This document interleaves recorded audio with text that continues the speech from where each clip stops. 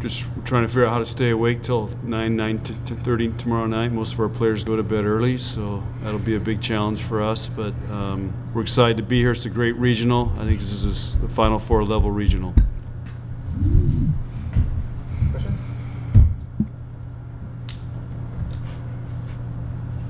What's it like when you get to the second week of the tournament and it's a little more intense and you're that much closer? I think it's exciting, but I also think we prepare for it the entire year. That's how our Big Ten schedule is. Every week it's a grind, it's a battle. So I think when we get to this point in the tournament, we're pretty prepared for that level of excitement and ready to compete when the game time comes. John, a couple months ago when they announced that they were going to change the format for the regional and add a day, what was your reaction to that? Awesome. It's been complaining about that a long time. If you'd like some history lessons, I can give you some history lessons. Back in the mid-90s when I was at Wisconsin, we finished at 12:30 at night and had to play 1 o'clock the next day.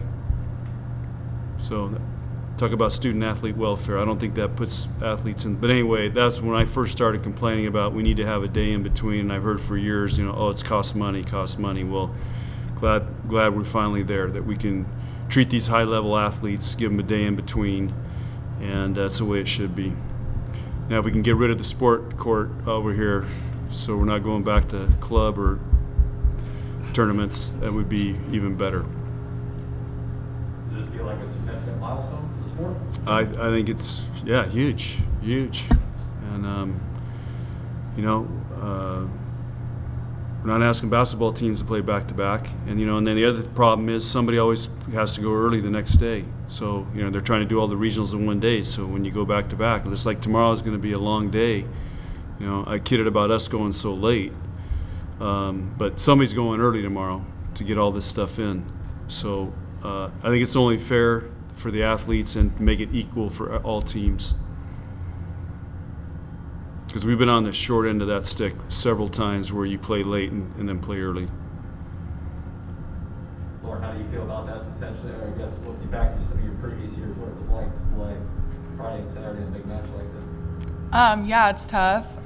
Usually though, we're kind of used to it. Our Big Ten schedule used to be a lot of Friday, Saturday matches, but this year it was a bit different, so it's kind of nice to have that day in between. I mean, I know I really appreciate it, and a few of the other girls do too, that rest is necessary in order for us to compete at our highest level. So I think it's a step in the right direction for sure.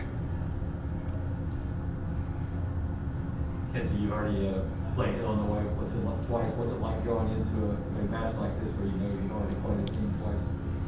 Yeah, we kind of just talked about staying fresh and looking at them as if this is the first time playing them, not looking over them, not kind of going back to their old games. We're scouting them like it's a brand new team. So, yeah, we're excited for it.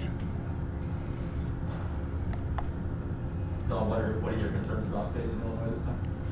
Oh, they played great against Kentucky, so we're going to get their A game, and so we got our hands full. And and like Kenzie said, it's a new team. I mean, it's a new season basically, and it doesn't really matter what happened in Big Ten. That result and those matches and the finish in the Big Ten is over with. It's a 3-week season right now. We're in week 2 of it. Lauren, coming back from the injury, has this gone as well as you thought, or better than you thought? Your play and coming back from the injury this year? I've never been injured before, so I didn't have any expectations going into it. I'm happy with where I'm at right now, and I think that I'm get better each and every day. So I think that's the main goal, and so yeah, I'm happy with where I'm at. Am I playing to my absolute best right now? No, but is anyone going to be playing their absolute best a few months after surgery? Probably not. So yeah, just taking it day by day and happy with where I'm at. John, with Lexi getting that Big Ten Defensive Player of the Year, I mean, there were players that had better stats than her. A why do you think so many of the 14 head coaches said that was the best player we had to face this year? I don't know. There's a lot of good liberos. I don't know. Probably a reflection. You know, what we tell our players is any award we receive is really a team award, and the fact that we led the conference in about every defensive statistical category, that might be a reflection of that level of defense and her getting the most digs. But you know, that's really a team award, because there's so many really good liberos in the Big Ten and really good defensive players. I mean, I voted Jones from Maryland. It's illegal I can say that, I think, but I thought she's the best blocker that we've seen outside our gym all year. I mean, she's a phenomenal blocker. Why does this feel like a Final Four caliber regional here? You have the Pac-12 champ, the SC. Well, we did have the SEC champ, who Illinois knocked off. Also, Illinois did beat, you know, Purdue in our conference, who knocked off Wisconsin twice. And then you've got the Big 12 champion, and then the second place finisher in the Big 10, which has 6 of the 16 teams still in the tournament. So I think that's a pretty high quality field right there, and I don't think any of the regionals could say that. Maybe they can, maybe I'm wrong, but you guys can say it.